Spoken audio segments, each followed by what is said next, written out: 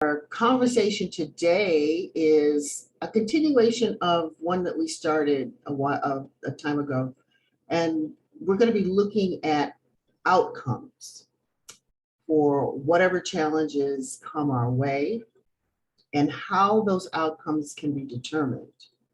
What would be the steps or the processes you could take in order to determine the outcomes that you want? And I know, Donna, you and I have been talking about challenges, and you seem to have a methodology that you've come up with that I think folks who are tuning into this could benefit from. So could you walk us through, what you've come up with in terms of how you identify outcomes?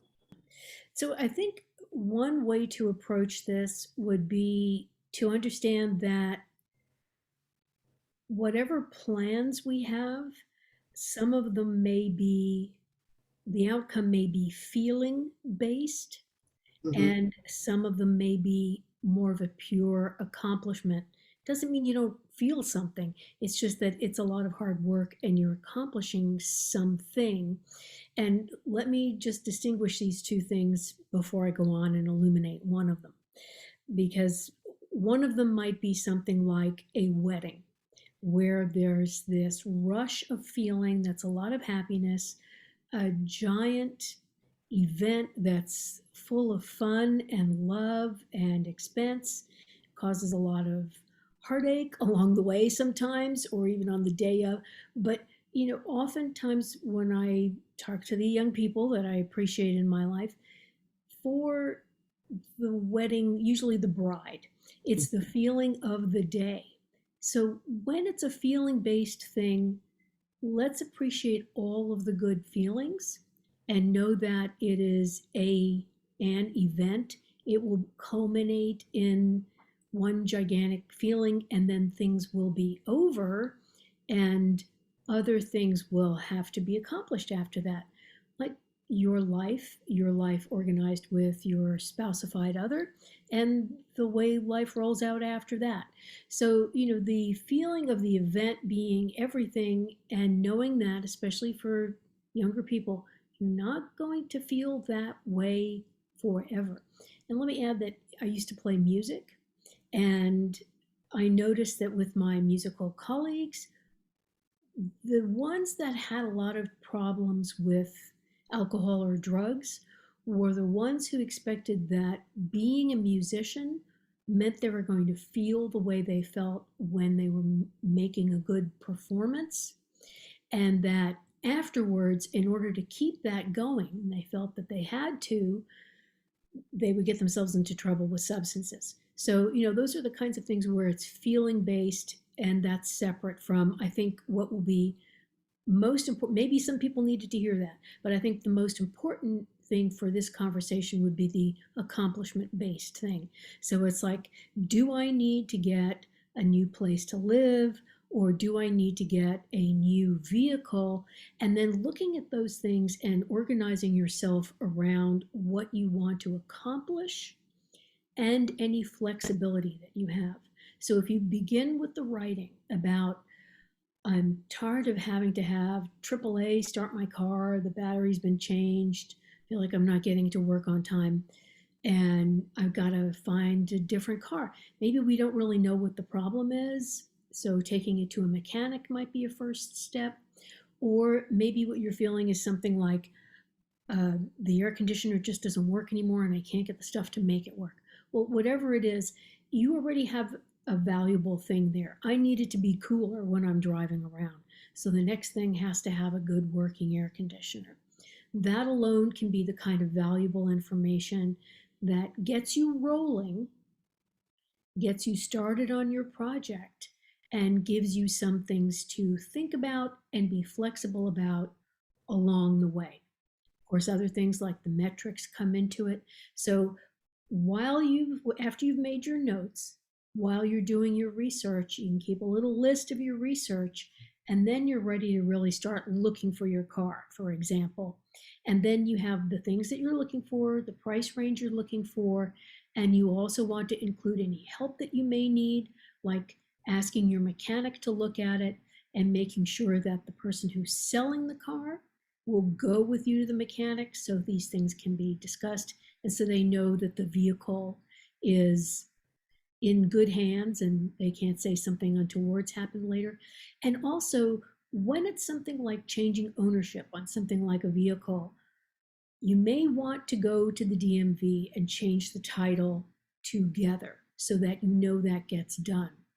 So that if you're selling the car, it is involved in an accident and you're responsible. And if you're buying the car, if the car does not have a free and clear title for some reason, then you're going to end up with some other problems in your lap. So that's why the outside help can often be important. And also any research that you do can be important. So once as you're doing this work, you know you're getting closer to your car and you know that you are following a certain track and you'll be able to assess a satisfying outcome. Once you are in the car, that your mechanic says, this is solid, it's going to work for a while, it does what you want it to do, you have changed the title over to you together, and the car belongs to you, you've accomplished a lot. Plus, you have a track record that you've set for yourself. I can do this thing, I can do a complicated thing, I can do it to a satisfying and flexible outcome that works for me. I guess you've shared with us some really important facts.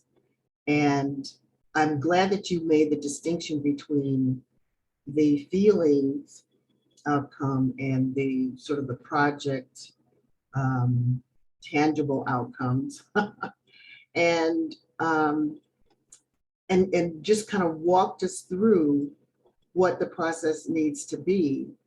And I think writing all of this down helps you get to the feeling of completion, like you have reached your goal, or and you've reached it because you've set these values and standards and metrics, and either they were met along the way or you had to make adjustments, but whatever it was, whatever it took, you were able to reach those goals. And the whole reason for this conversation is to help us feel like we have control over our situation, whatever that situation is, the challenges that we might face. And so this helps us to really label and name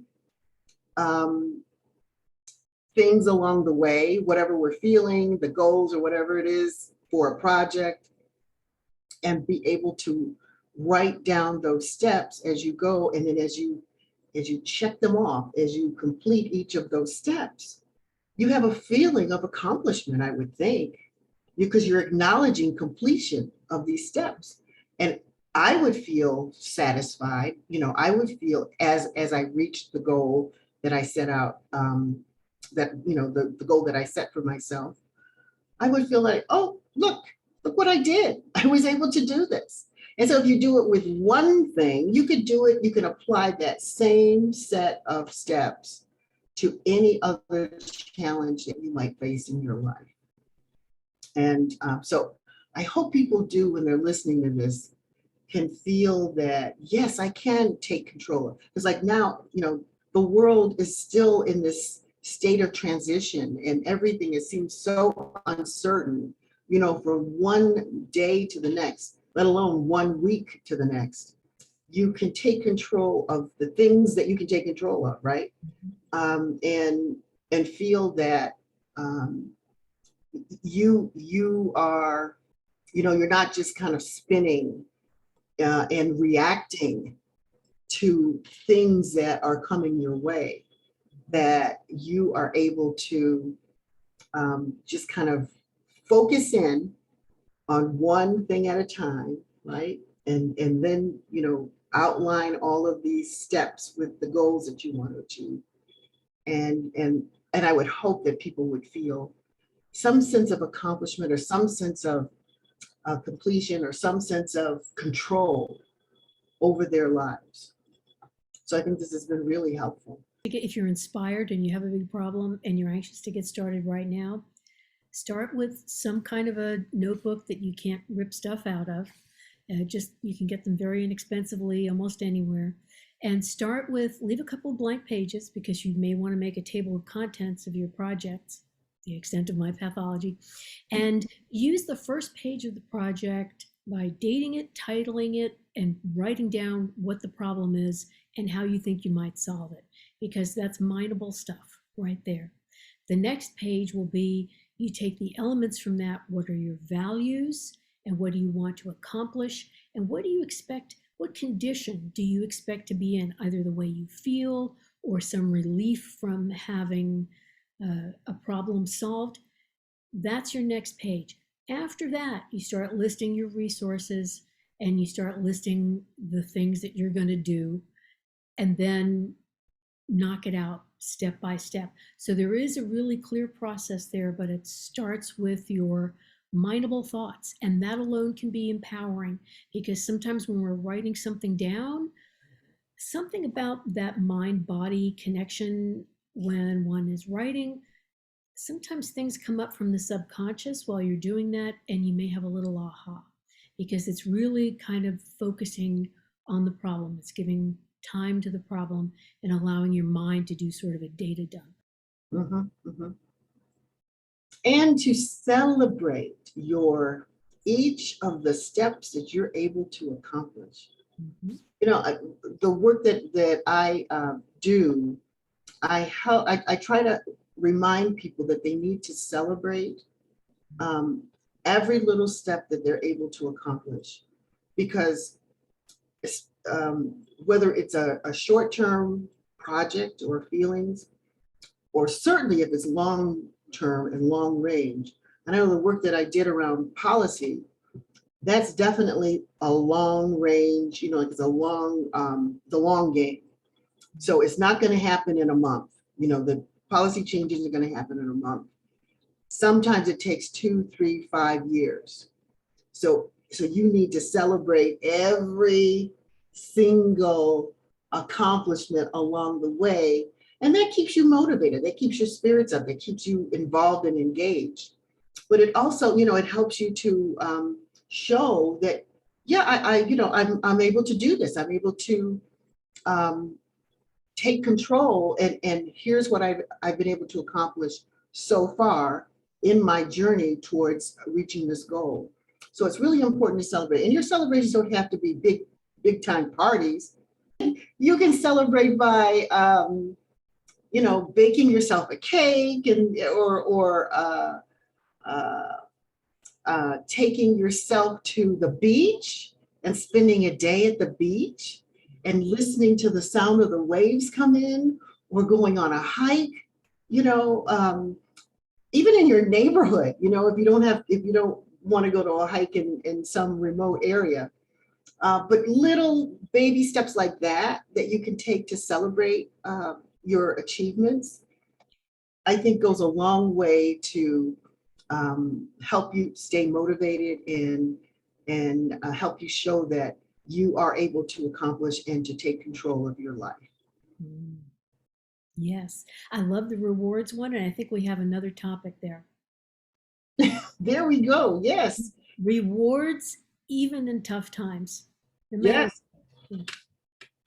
Absolutely. That is another topic. I mean, this is the one good thing about, you know, these conversations is that, you know, new ideas emerge, right? All the time. That we think will, you know, resonate with folks who participate in this. So something to look forward to, right? Yes, and we want to hear from you too. Absolutely, we want to hear. We want to know what you're hearing from us is resonating with you, and maybe you can share some experiences that you have had that you felt accomplishment or some success that you want to share, and we'll share that with the folks here. Maybe we'll have you on as a guest participating in this conversation. So that would be great. And we'll let you know how you can, I guess you can make comments, right? Right. To let us know what's resonating with you and what, in your experience, you would like to share. And so we look forward to hearing from you. And until next time, I'm Gwen. And I'm Donna, and we'll see you soon. See you soon.